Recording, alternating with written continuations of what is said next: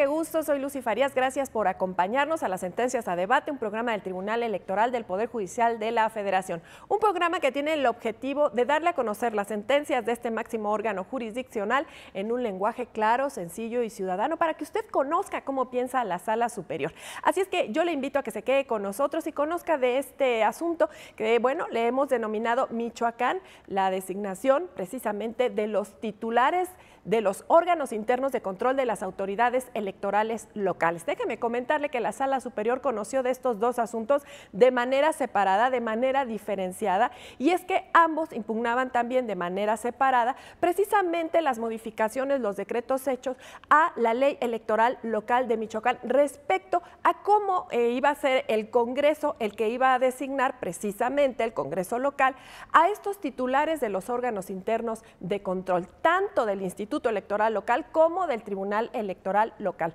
La Sala Superior los estudió de manera separada y usted se dará cuenta de los detalles respecto a ese énfasis que hace la Sala Superior en cuanto a la autonomía que debe tener, autonomía reforzada del Tribunal Electoral Local de Michoacán. Así es que conozca los detalles de esta sentencia, acompañado por supuesto de Pedro Lara Aymalo, que recibe en el estudio al doctor Rodolfo Torres Velázquez, quien es consultor independiente, y también recibe a Josué Ambriz Nolasco, que es secretario de Estudio y Cuenta de la ponencia del magistrado Felipe Alfredo Fuentes Barrera.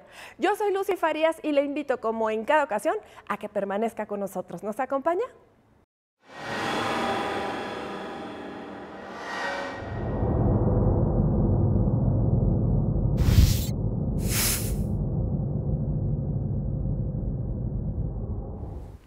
¿Qué tal? Sean todos ustedes bienvenidos a su programa Las Sentencias a Debate del Tribunal Electoral del Poder Judicial de la Federación. En esta ocasión vamos a hacer una pequeña variación respecto de la forma tradicional que tenemos en este programa, porque vamos a hablar de dos juicios electorales que no están acumulados, pero que bueno, pues tienen muchas similitudes técnicas. Y básicamente los dos asuntos versan sobre la impugnación que hacen las autoridades electorales en el estado de Michoacán en contra de un decreto legislativo, el 611 concretamente, emitido por el Congreso de esa entidad federativa, y que sustancialmente pues afecta la manera en la que las autoridades administrativas y jurisdiccionales electorales pues pueden llegar a resolver las controversias que se les plantean. Y bueno, pues muchísimas gracias por estar con nosotros, Rodolfo, Josué, gracias por estar nuevamente con nosotros. Y bueno, pues vamos a pedirle a José un poco que nos cuente, yendo por partes, digámoslo así, sobre primero el juicio electoral número 40, ¿no? Que es el que atañe a las autoridades administrativas. Así es. Mira, como una forma de antecedente que nos pudiera servir para el auditorio y poder vislumbrar bien cuál es el punto de diferencia entre estos dos asuntos, que aun cuando parecieran ser similares, tienen conclusiones distintas. Me gustaría irme un poquito a la parte de los hechos en la línea del tiempo. Aquí recordemos que con motivo de la reforma constitucional federal en materia de combate a la corrupción, esta reforma genera la obligación de que al interior de los organismos autónomos se establezca un órgano de control interno. Este órgano de control interno obviamente va a estar presidido por un titular. Este titular, según esa propia reforma, va a ser una atribución exclusiva de la Cámara de Diputados para su designación. Con posterioridad viene el ajuste constitucional a nivel local, en donde en el estado de Michoacán el legislador contempla esa reforma y por vía de consecuencia desdobla las atribuciones que le otorga la Constitución Federal y establece su sistema de combate a la corrupción a nivel estatal. En este desdoblamiento de combate a la corrupción a nivel estatal también se establece la obligación de que se designe titular de los órganos de controles internos en dos órganos autónomos asignados así por la Constitución local, el Instituto Electoral Local y el Tribunal Electoral Local. En ambos casos, el decreto 611 al que hacía referencia establece, sobre todo en sus artículos transitorios, la obligación de que se designe un titular del órgano de control interno en un plazo de 60 días. Esto va a tener un paso previo. ¿Cuál va a ser? El paso previo es que tanto el Instituto Electoral como el Tribunal Local tienen que correr un procedimiento de selección y una vez que lo hayan hecho, deberán enviar al Congreso local las 5 personas mejores evaluadas para que sea el propio Congreso el que designe de entre esas 5 personas al titular del órgano de control interno. Obviamente esta reforma que impacta en el Código Electoral local afecta de alguna forma lo que a criterio tanto del Tribunal como del Instituto Electoral consideran impacta en su autonomía e independencia. ¿Por qué? Porque les atribuye la posibilidad de desdoblar este procedimiento, hacer una propuesta al Congreso y además ajustar su normativa interna. Esto también le otorga un plazo de 60 días a ambos órganos autónomos para poder establecer una modificación a su normativa interna relacionado con quién es la persona o el organismo encargado para hacer la designación de este titular del órgano de control interno. Entonces, en suma, lo que impugnan en estos juicios, cada uno en su individualidad, es que no es el Congreso local quien debe designar al titular del órgano de control interno, tanto del Tribunal Electoral como del Instituto Electoral. Esa es la controversia, la digamos, controversia, ¿no?, que hace surgir estos juicios. Claro. Rodolfo, bueno, como siempre, muchísimas gracias por estar con nosotros. Al contrario, gracias. Sabemos que esto es una cuestión de gran calado, digámoslo así, legislativo, y es una reforma que el Estado mexicano había estado reclamando pues a través de la inconformidad de los ciudadanos durante muchas décadas, ¿no? La corrupción ha sido, al final de cuentas, el mayor lastre.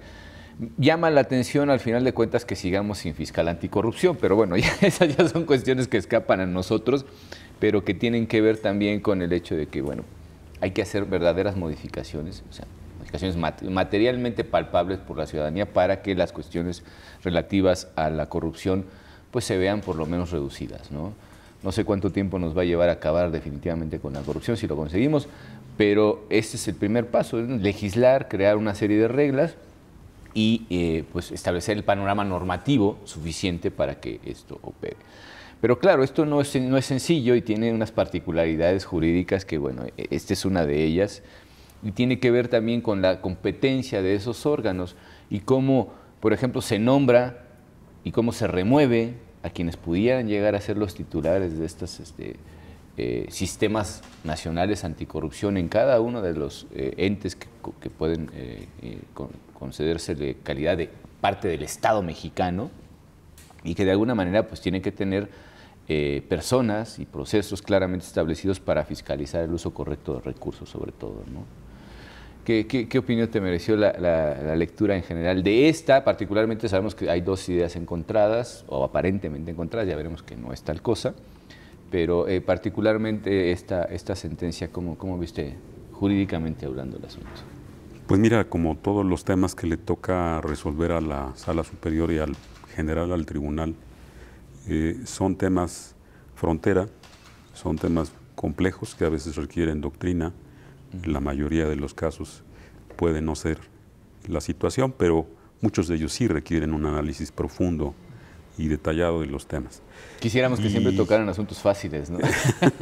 Creo que no, creo que la materia siempre será compleja, claro, la del tribunal, por su naturaleza. Pero creo que en este caso es un buen ejemplo de cómo las lagunas legales, yo diría hasta constitucionales, generan esta dificultad para la autoridad de resolver de manera coherente muchos de los asuntos. Y no porque carezca de coherencia en este caso, sino porque lo que carece de congruencia es la legislación en la que se basan estos temas, o en la que deben cobijarse estos temas.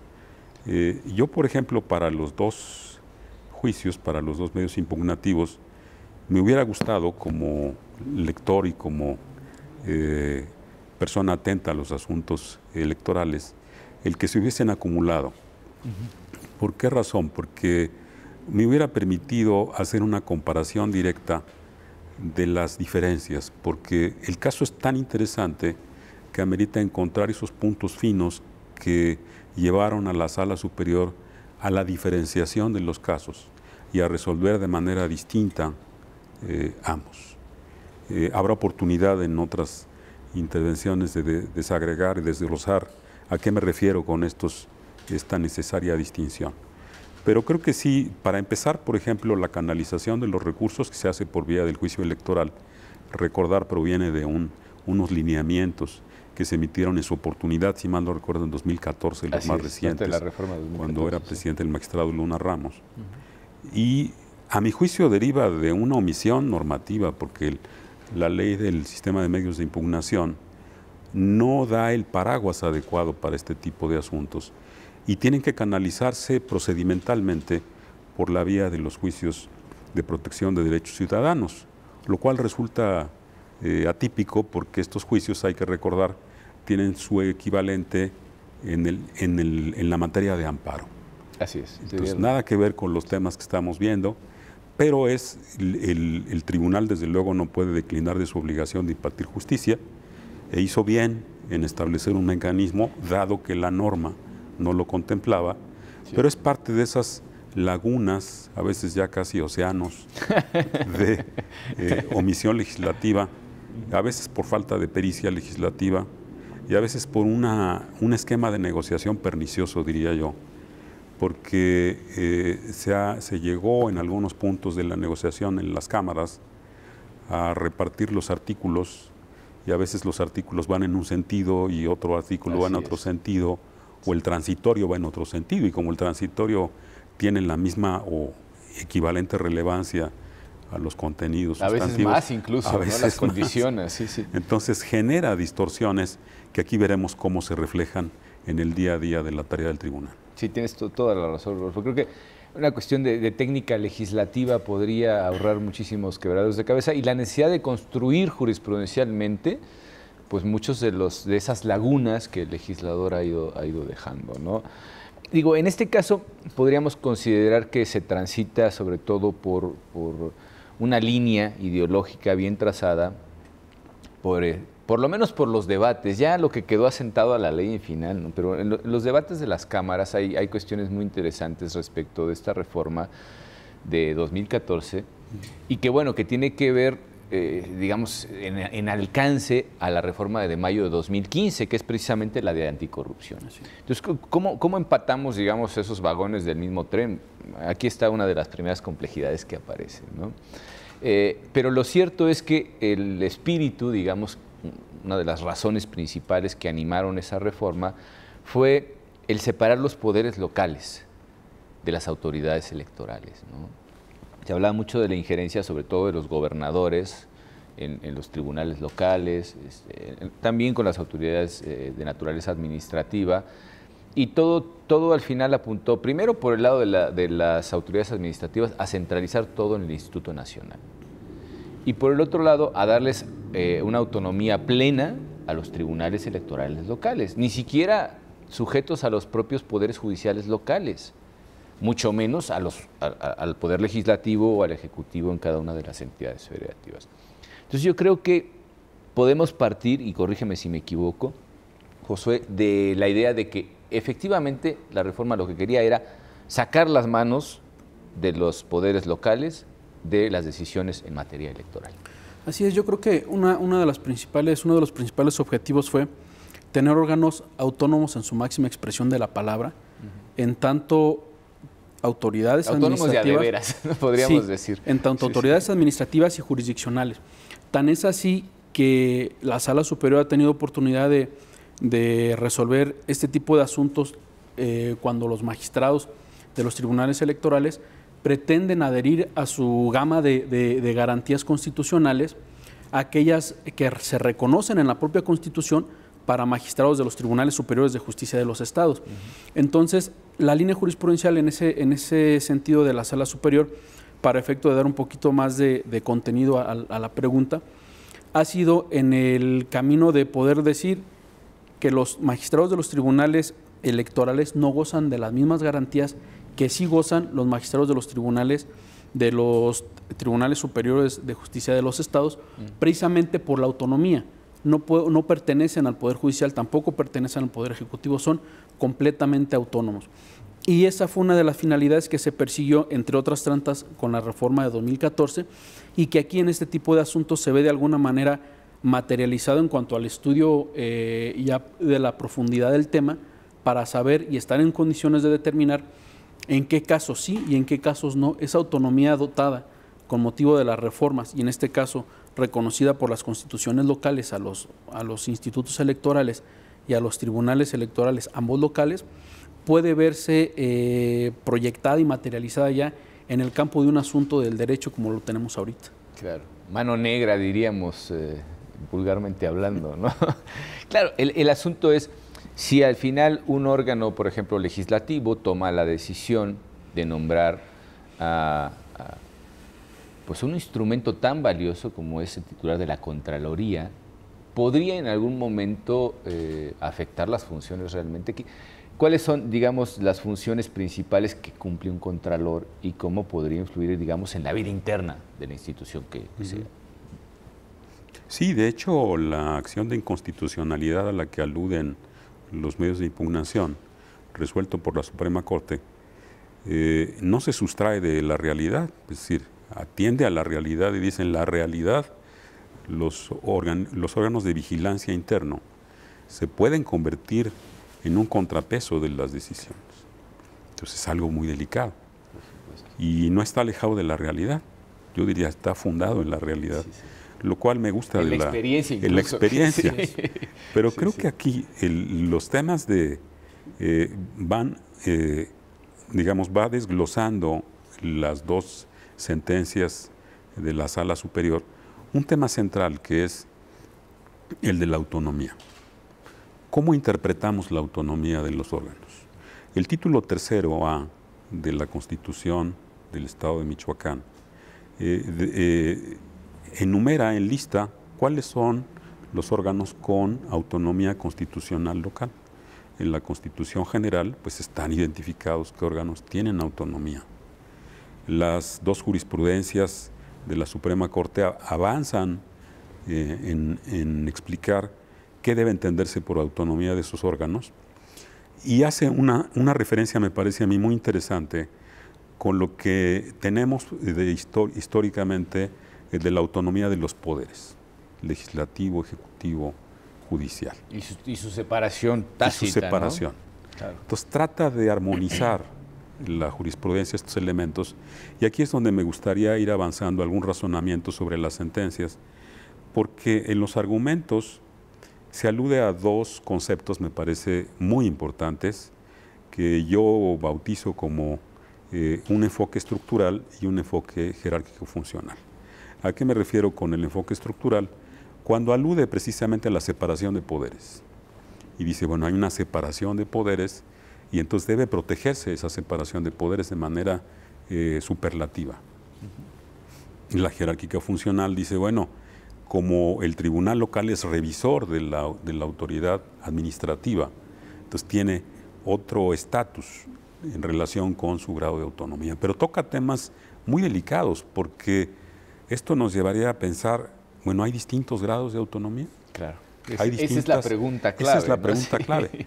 Tenemos en la norma, y por eso me refería a estos océanos, tenemos en la norma constitucional una explicación o un razonamiento respecto a la autonomía, cómo se debe entender, cómo se debe ejecutar para los órganos, no existe. No existe. Y esto lo señala la Suprema Corte. Es un tema muy interesante.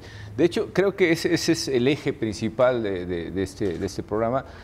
Si nos permiten, vamos a ir a nuestro primer corte y abordaremos esa problemática en cuanto regresemos. Muchísimas gracias.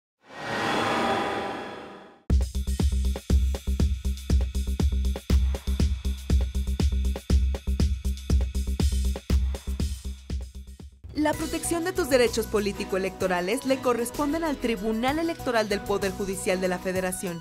Sus sentencias salvaguardan cada etapa del proceso electoral.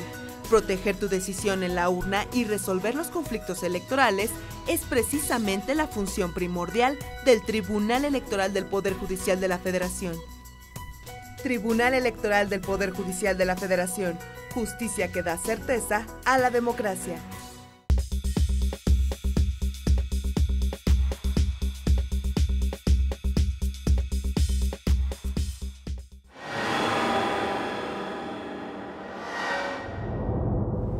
Bueno, pues nuevamente con ustedes aquí en nuestro segundo segmento de Sentencia a Debate.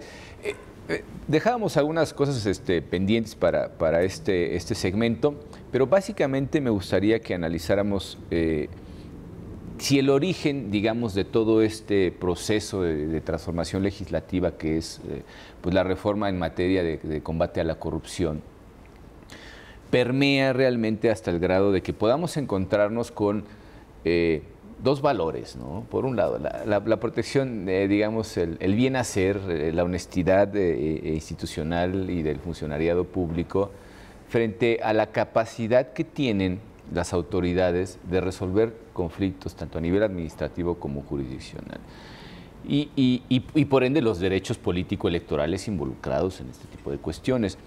Parecería como que estamos frente a dos cuestiones de gran calado que de alguna manera se contraponen. Pero yo creo que lo que tú dijiste es clave, ¿no? Es decir, se contraponen, depende de la interpretación que demos, pero no hay nada que nos diga específicamente qué podemos entender por autonomía, hasta dónde alcanza la autonomía, cuáles son los límites de configuración legislativa del legislador local, que eso es también una cuestión fundamental, que digamos se contrapone, ¿no? Y la Corte ha dicho muchas cosas sobre todos estos temas, que además se desglosan creo que muy bien en esta sentencia. Básicamente, respecto a las acciones de inconstitucionalidad que en su momento se interpusieron contra pues, las reformas a nivel local, consecuencia de la reforma a nivel federal del sistema anticorrupción.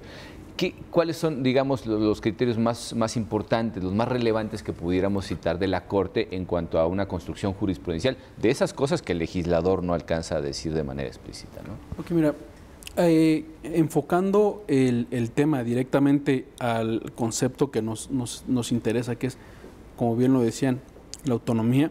Y por el otro lado, la libertad del legislador local, ¿no?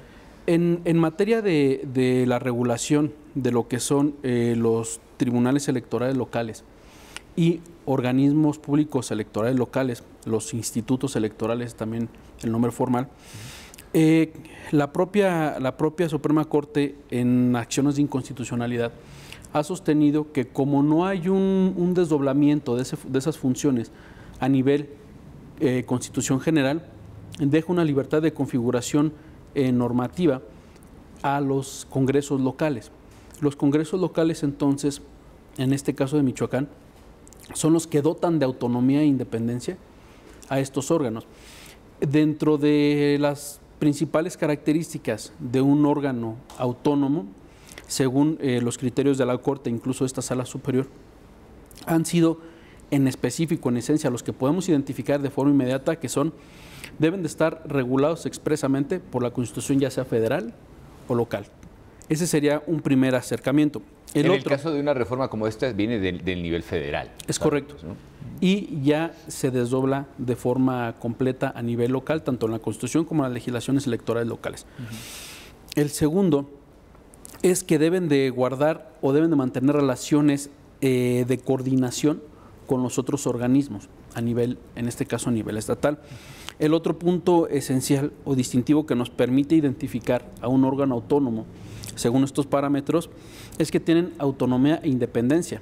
Lo que decía un poco el doctor, bien dicho, funcional y financiera además. Y el otro, claro, último, los dineros son fundamentales, ¿no? Claro. Claro.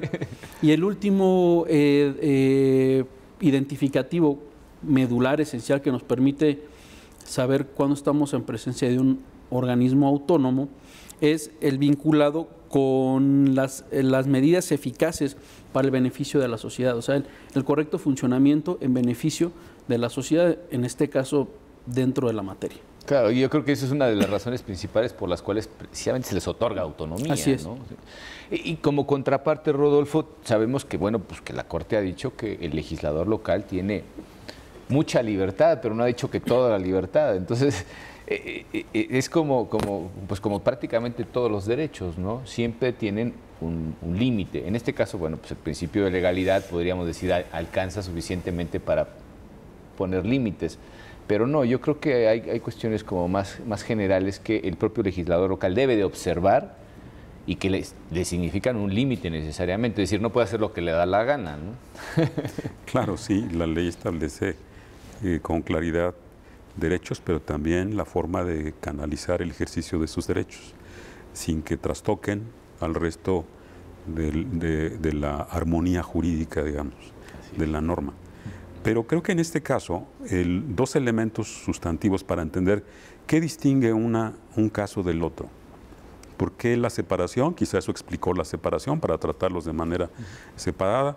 Yo decía que me hubiera gustado la acumulación porque me hubiera permitido ver los argumentos, confrontarlos de manera directa uno con otro. Pero sí percibo desde ahora que hay unos que no diferencian una autonomía de la otra. El artículo 116 constitucional a ambos les otorga autonomía, tanto a los tribunales electorales locales como a los llamados OPLES. Así es. Ambos tienen el mismo grado de autonomía.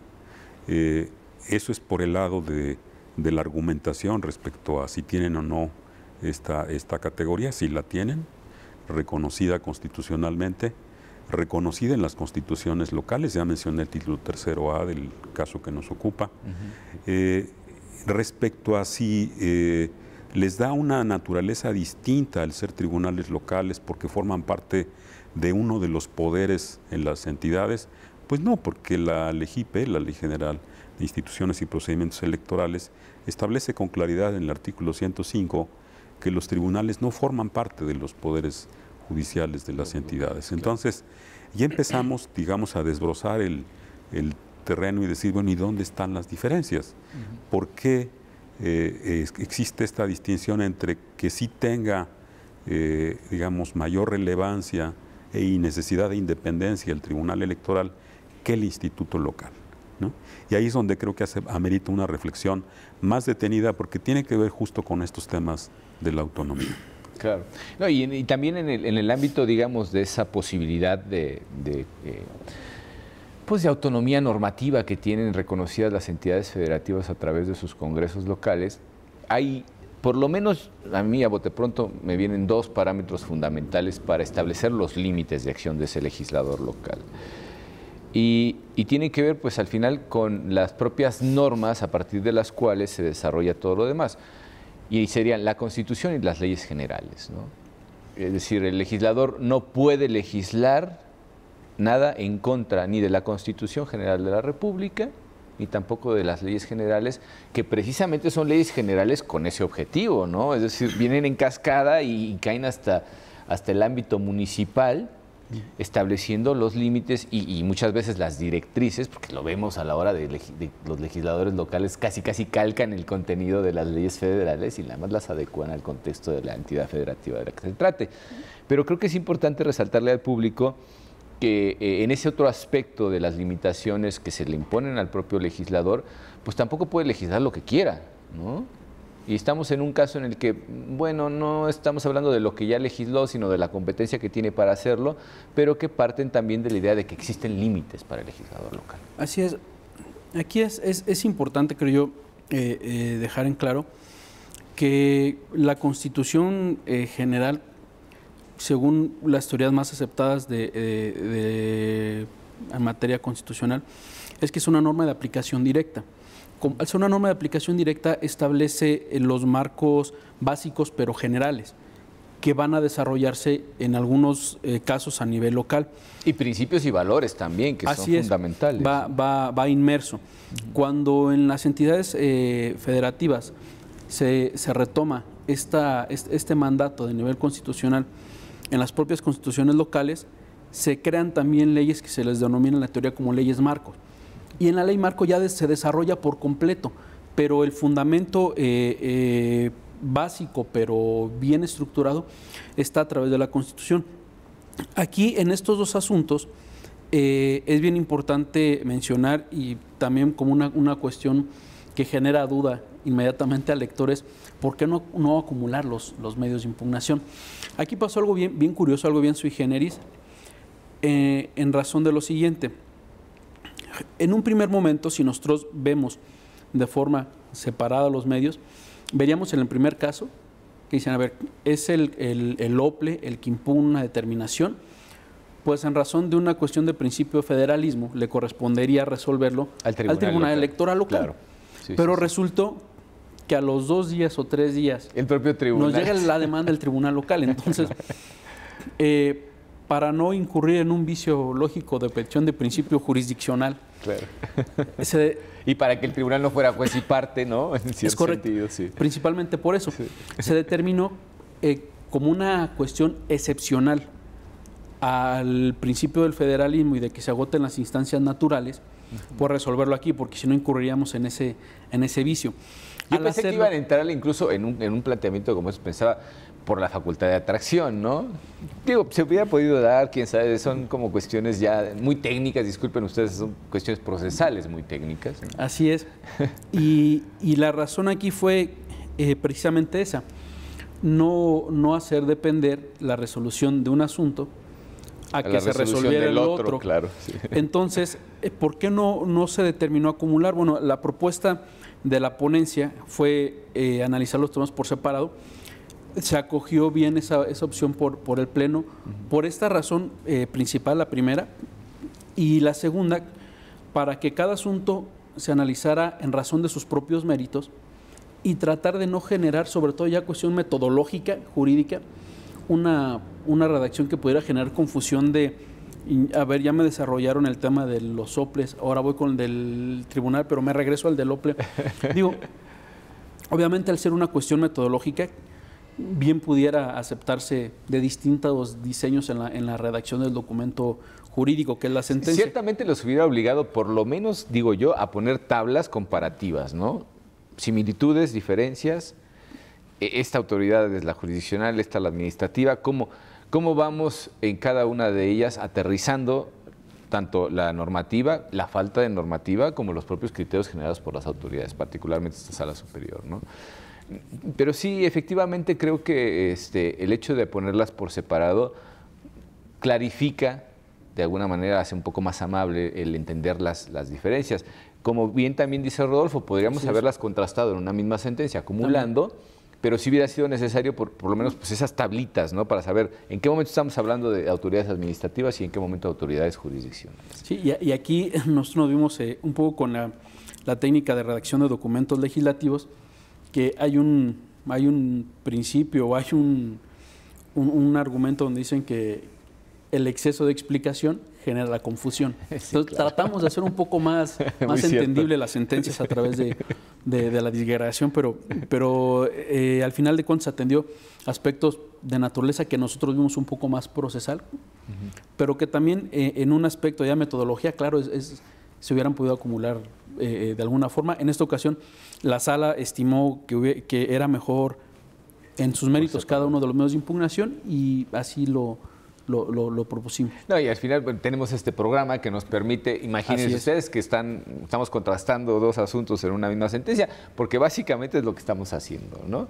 Y bueno, retomando el tema de los límites de acción del legislador local, decíamos que tanto la propia Constitución como las leyes generales establecen topes, ¿no? Los cuales deben ser observados para encontrar que el sistema jurídico mexicano sea coherente respecto del pacto federal, ¿no? Y aquí pues, nos vamos a salir un poquito quizá del contexto del que hemos estado manejando hasta ahora, pero también es importante entender cuál es la relación que existe entre la Constitución federal, el pacto federal al final de cuentas, y en la medida en la que a él se deben las propias entidades federativas. Porque incluso estamos hablando de generar todo un sistema nacional anticorrupción que va bajando en cascada y que en algún momento se le pone, por ejemplo, plazo de 6 meses al legislador local para que desarrolle las reformas a nivel constitucional y después vendrán las reformas a nivel legal, hablando en el ámbito local. Entonces es todo un proceso que parte de una reforma de la Constitución federal y que tienen que ir desarrollando cada una de las entidades federativas, ¿no? Sí, creo que no hay duda respecto a la importancia del tema de corrupción y su combate eficaz, que no se ha dado y que amerita pues, una construcción normativa apropiada. Creo que en eso no hay duda. Puede cuestionarse si esta forma es la más eficaz, la que se resolvió, pero en eso siempre habrá opiniones. Lo importante es que se cumplió, digamos, con la intención de crear un marco normativo. Ahora, aquí el tema es que el paraguas tiene distorsiones. ¿A qué me refiero concretamente? Al momento en que se aterriza a nivel de las entidades es cuando surgen estas incongruencias. hay que recordar que hay un principio del legislador racional al que acude regularmente la autoridad jurisdiccional cuando existe duda respecto a ciertas interpretaciones. Pero cuando el legislador no ha actuado con un principio de coherencia y en consecuencia no actúa racionalmente, es cuando se hace compleja la labor de la autoridad jurisdiccional. Incluso cuando nacen las contradicciones. Exacto, y aterrizo en el tema particular. ¿Por qué? ¿En dónde está la distinción que hace la Sala y que hace la Suprema Corte en su momento respecto al tema de el grado de autonomía de un ente y del otro? ¿En dónde está esa diferencia? No está en la Constitución, porque se dice solamente que son autónomos constitucionalmente, y aquí es donde está ese océano de carencia legislativa, es que no hay un apartado que diga la autonomía debe entenderse de esta manera y procede de esta manera, en fin, una doctrina respecto al concepto de autonomía a nivel constitucional, y entonces tiene que bordar la Sala un razonamiento. ¿Y en qué sentido lo hace? Dice, como la autoridad administrativa está supeditada, no quisiera usar el término subordinada porque tiene otras connotaciones, porque es un juzgador de primera instancia, digamos, la autoridad administrativa para muchos casos, y el tribunal en las entidades es un ente jurisdiccional superior porque es el que le da, el revisor, digamos, es el revisor de los actos de la autoridad. Ahí es donde creo que está uno de los temas centrales, el decir, oye, de eso se desprende que debe reforzarse, porque así lo dice la sentencia, debe reforzarse entonces al tribunal frente a la autoridad administrativa. Entonces despliega una interpretación, para mí interesante, no la cuestiono en el sentido de que esté mal el razonamiento, lo que digo es que eso es resultado de una omisión legislativa. Así es. Debiera estar resuelto por el legislador. Oye, ¿todas las autonomías son iguales? ¿Podemos conceptualizar igual al INEGI que al tribunal, al INE? Igual que al tribunal, a este mismo tribunal. Claro. O sea, ¿son de la misma naturaleza sus autonomías? Pues de entrada parecería que no, porque el impacto de las resoluciones de uno y del otro, pues parece que no son las mismas y tienen uno mayor sustancia que otros. Y sin demeritar uno del otro, simplemente digo que ambos juegan un papel fundamental para el Estado, así lo dice la Constitución y así lo dicen las jurisprudencias de la Suprema Corte. Qué bueno que se reconozca esa función fundamental para el Estado, una función especializada, importante para la sociedad, pero no está debidamente caracterizada, creo yo, a nivel constitucional. Y no lo digo yo, lo dice la propia sentencia de la Suprema Corte. No, y la Corte hace una distinción además muy clara, porque efectivamente en los precedentes que se citan en esta sentencia, vemos que en lo referente a los organismos públicos locales electorales, la Corte se manifiesta de una manera. Y ya hablando de los tribunales locales, de otra manera completamente diferente respecto precisamente de lo que podríamos decir en términos generales, un grado de autonomía, ¿no? Y a mí se me ocurre que se parte también de un razonamiento de división de poderes, que era otro de los temas que ya habíamos tocado, porque bueno, pues estamos hablando al final de cuentas, aunque no forman parte formalmente hablando del Poder Judicial ni federal ni local, pues estamos hablando de una entidad judicial finalmente. El Tribunal Electoral del Estado de Michoacán es una entidad judicial. Y por el otro lado tenemos al instituto, o al OBLE, o como queramos llamar, que pues podríamos identificar más con el aspecto administrativo del gobierno, ¿no? Que podríamos decir, pues más cercano al Ejecutivo. De hecho, tan es así que originalmente los órganos administrativos electorales dependían del Ejecutivo, ¿no? A nivel federal y a nivel local. Afortunadamente las reformas los han ido separando precisamente en aras de darles una autonomía cada vez mayor, de tal grado que pues, no sean dependientes de ninguno de los poderes, ¿no? Y eso es justamente la autonomía. Pero sí partimos, digamos, de una naturaleza jurídica distinta, y eso creo que es lo que hace la Corte, establecer esa diferencia jurídica, ¿no? Así es. Lo que hace la Corte es en razón de la naturaleza de los órganos establecer cuáles son las distinciones. Aquí hay algo bien importante que comentaba el doctor. Ese vacío de disposición normativa es el que obliga a los operadores jurídicos, en este caso a los tribunales constitucionales, tanto a la Corte como a la Sala Superior, a desdoblar un principio constitucional que es precisamente convertirse en un legislador negativo a través de los criterios jurisprudenciales, entendiéndose criterios jurisprudenciales tanto en lo formal como en lo material. Entonces, esos criterios que ya se tienen a nivel jurisdiccional por ambos órganos colegiados constitucionales, permiten establecer en este caso las diferencias que nosotros podemos advertir para una explicación amigable y abierta al auditorio. ¿Cuáles serían las diferencias entre el OPLE, que es el Instituto Electoral Local, con las del Tribunal Electoral Local?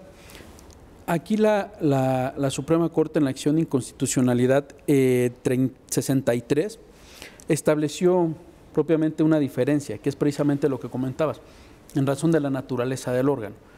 A ver, por una parte, en el Instituto Electoral, sus funciones no se ven afectadas en grado de autonomía e independencia, establece la Corte y concluye retomando los criterios de la Sala Superior, en razón de que responde su creación a una finalidad constitucionalmente válida, la creación del órgano de control interno, que es dotar de contenido a la reforma de 2015 del sistema de combate a la corrupción. Otro de los motivos por los cuales se considera en estos órganos constitucionales que no se ve afectada la autonomía e independencia del OPLE es porque la competencia que va a desplegar el titular del órgano de control interno no guarda relación con la materia electoral que sí tiene el Instituto Electoral como un organismo autónomo encargado, entre otras funciones, de organizar y conducir los procesos electorales. El grado de las faltas, digamos, podríamos hablar que la competencia está dividida también entre el Tribunal de Justicia Administrativa Local, claro, y el propio órgano de control, la Contraloría, digamos, ¿no? Claro, y que incluso se desdobla esa cuestión en la creación de las leyes generales que habla la propia Constitución, que a su vez se desarrollan a nivel local. Otra de las notas distintivas que podemos advertir en el caso de los OPLES es que se busca un adecuado ejercicio de la función pública. Por eso no se ve afectada su autonomía e independencia por parte del Congreso local al designar al titular del órgano interno. Creo que esas son algunas de las particularidades que podríamos advertir en relación al Instituto Electoral Local. Ahora, ¿qué pasa con el Tribunal Electoral Local?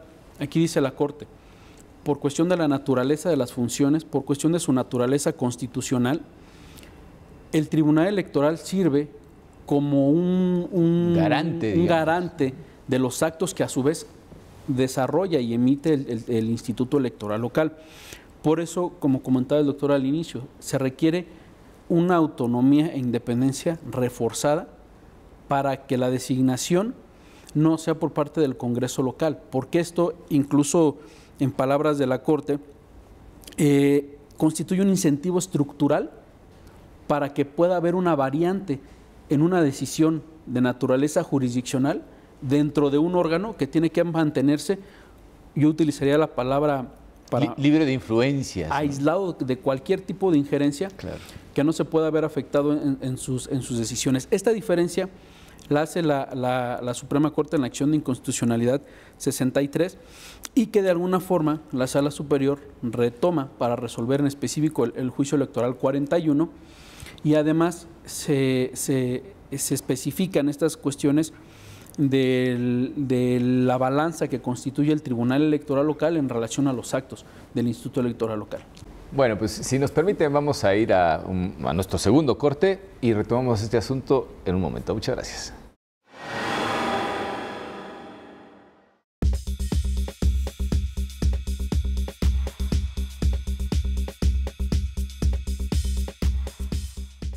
Tus derechos políticos son derechos humanos. El Tribunal Electoral del Poder Judicial de la Federación los protege y tutela mediante la impartición de justicia electoral abierta. Cada sentencia del Tribunal Electoral del Poder Judicial de la Federación contribuye a protegerlos y fortalece los principios que rigen los procesos electorales. Tribunal Electoral del Poder Judicial de la Federación.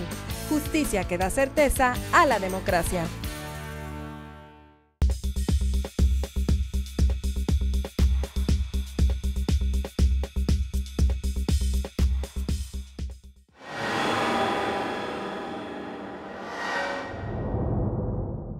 Bueno, pues muchas gracias por continuar con nosotros.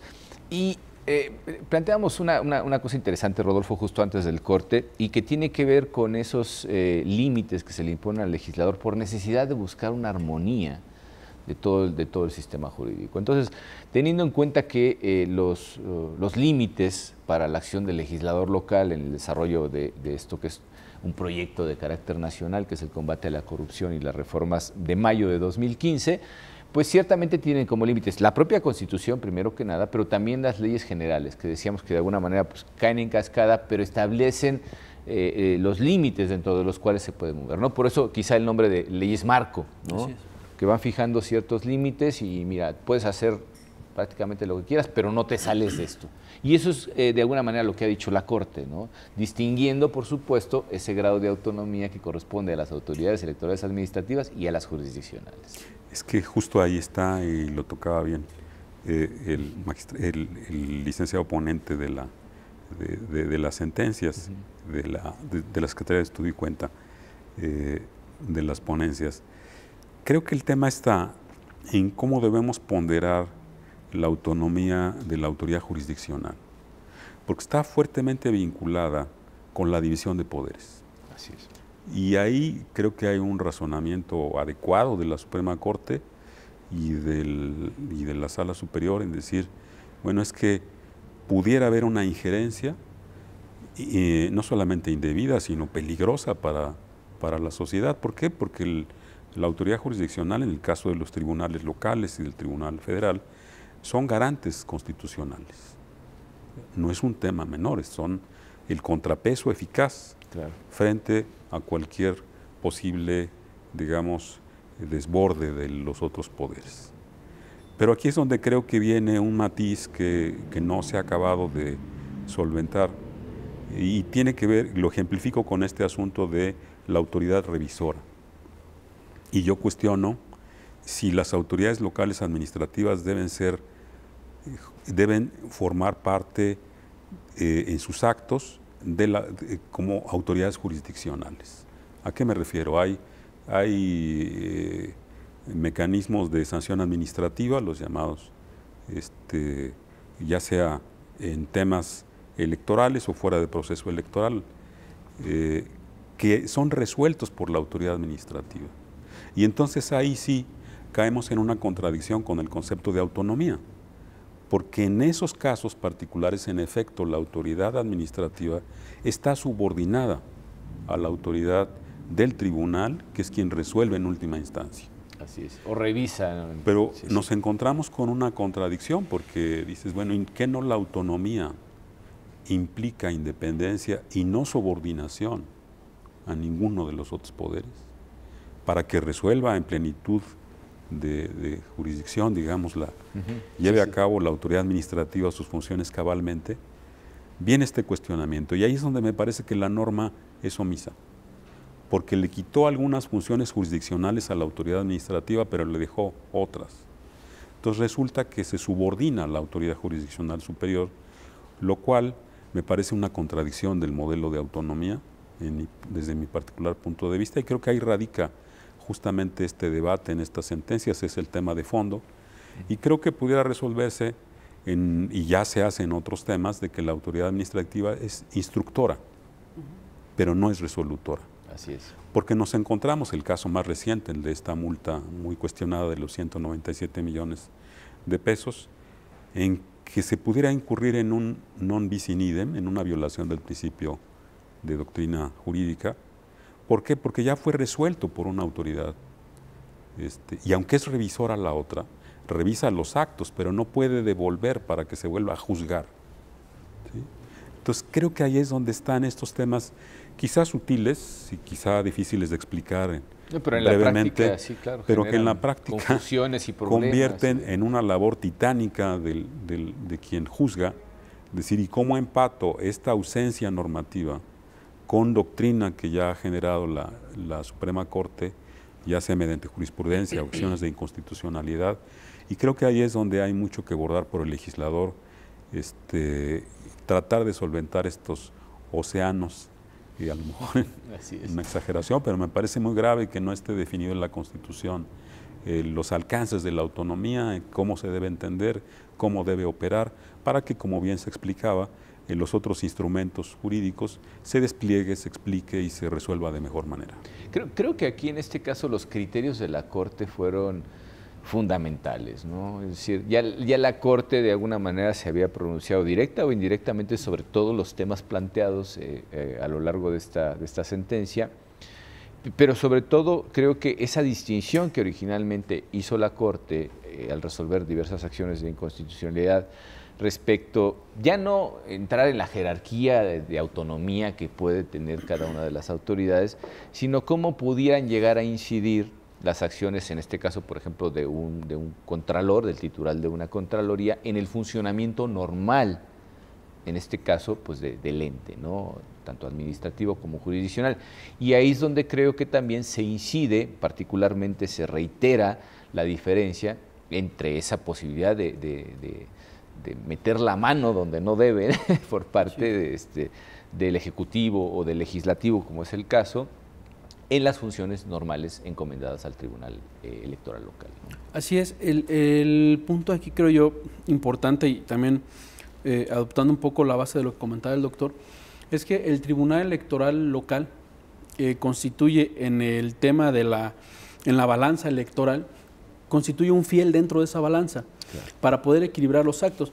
Aquí es bien natural que al interior de una cuestión técnica jurídica se cuestione uno en el aspecto de cómo un órgano autónomo estatal puede revisar a otro órgano autónomo estatal.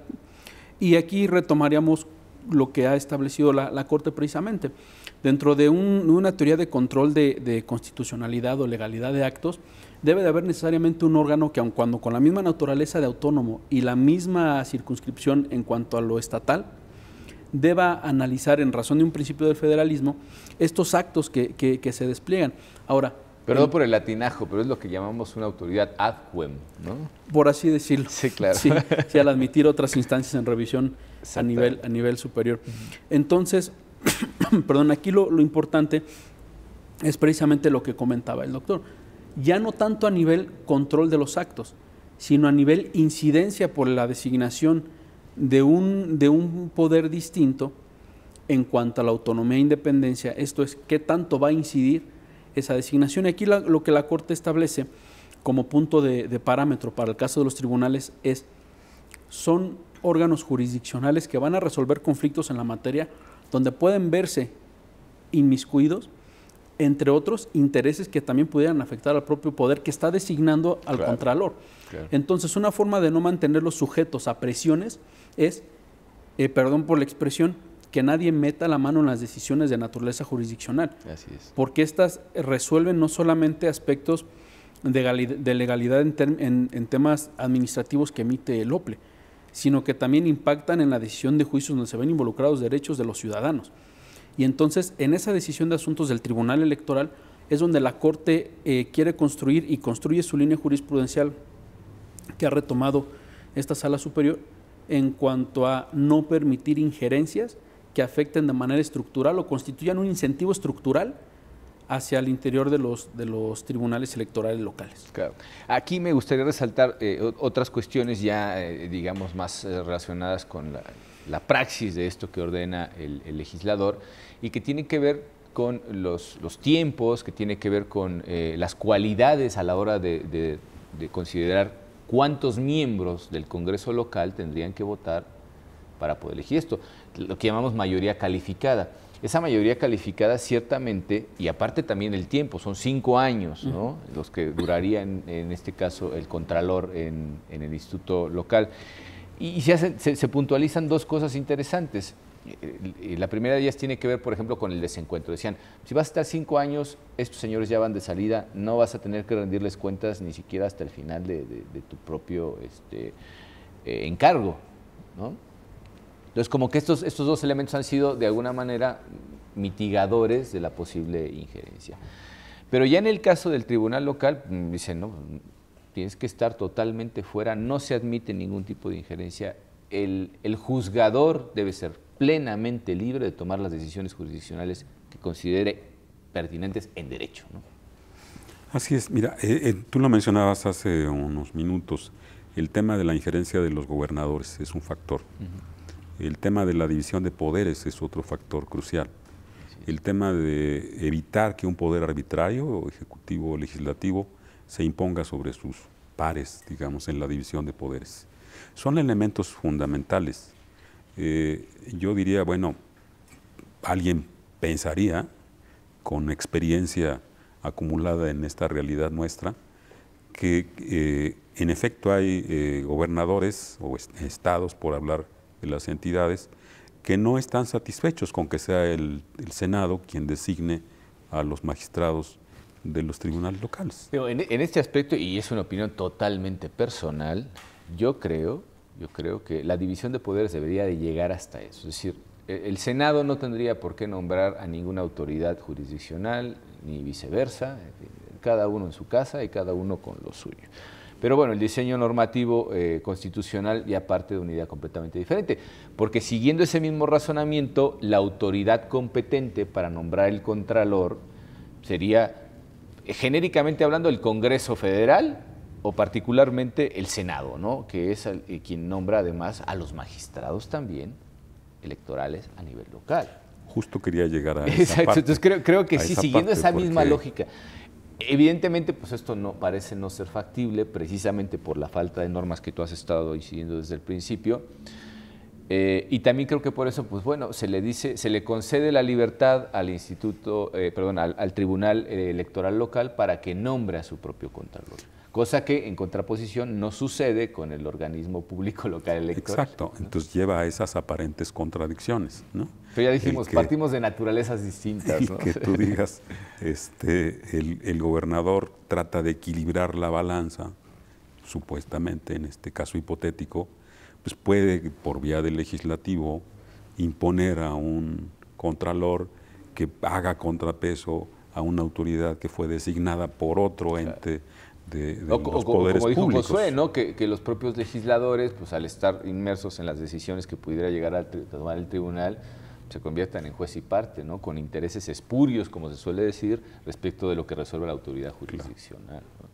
Sí, aquí la cuestión, sobre todo ya para manera de sintetizar un poco esa aparente contradicción, es la diferencia, que establece de la Suprema Corte de Justicia de la Nación respecto de la naturaleza de ambos entes.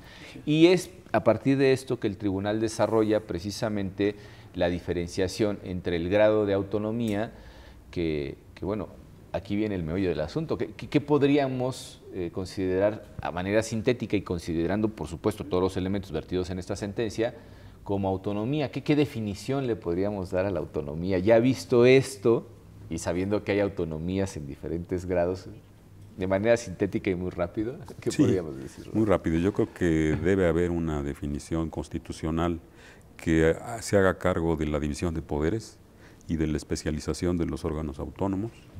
Y debe ser coherente de tal manera que justamente este tipo de dificultades de implementación, por lo menos no sean tan agudas como las que ahora estamos y se convierta en una arena de conflicto político, sino que realmente atiendan al interés superior de combate a la corrupción y que mantengan digamos, la institucionalidad en el funcionamiento del Estado. Claro, y la armonía jurídica desde la Constitución hasta la reglamentación más modesta, ¿no? Bueno, pues ya con esto podrán ustedes perfectamente inferir que se hace esa distinción de manera necesaria por la naturaleza de los órganos. En este caso, el Tribunal Electoral es una autoridad revisora de los actos administrativos y por ende es un refuerzo necesario a su autonomía el que opera y el que al final de cuentas ha razonado la Sala Superior en congruencia con los criterios de la Corte, en congruencia también con tratados internacionales que se mencionan. Son un par de sentencias que vale la pena contraponer. En algún momento, incluso hablando fuera de cámara, decíamos ponerlas en blanco y negro, contrastar aquí Instituto Electoral Local, Tribunal Electoral Local, ¿no? Y cuáles serían esas diferencias a lo largo de la posibilidad del legislador de la entidad federativa de desarrollar los marcos normativos correspondientes. Y bueno, pues no nos resta más que agradecerles su amabilísima compañía, invitándolos a nuestra próxima emisión de Sentencias a Debate. Muchísimas gracias, hasta pronto.